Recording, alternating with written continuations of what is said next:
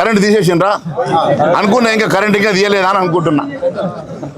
నేను మాట్లాడితే కరెంటు తీస్తారు, ఆడ అసెంబ్లీలో మా మైక్ కట్ చేస్తారు, ఈడ మాట్లాడితే కరెంటు తీస్తారు. ఇది మాకు అలవాటు అయిపోయింది.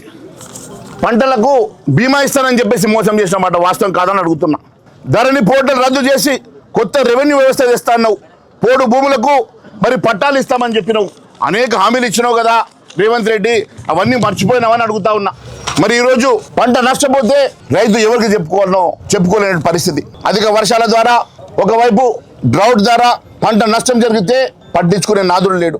ఫసల్ బీమా యోజన కేంద్ర ప్రభుత్వం అన్ని రాష్ట్రాల్లో అమలు చేస్తూ ఉంటే కనీసం ఫసల్ బీమాలో మీరు జాయిన్ కావాలన్నటువంటి ధ్యాస కూడా లేనటువంటి ప్రభుత్వం, రైతులను నిండుగా నిట్టేటా ముంచినటువంటి ప్రభుత్వం, ఇచ్చిన హామీ ఒక్కటి కూడా నెరవేర్చిన ప్రభుత్వం, ఏ రైతుల ఓట్లతోటో గద్దెనెక్కినవో ఆ రైతులను నట్టేటా ముంచినటువంటి ప్రభుత్వాన్ని ప్రశ్నిస్తూ ఉన్నాం.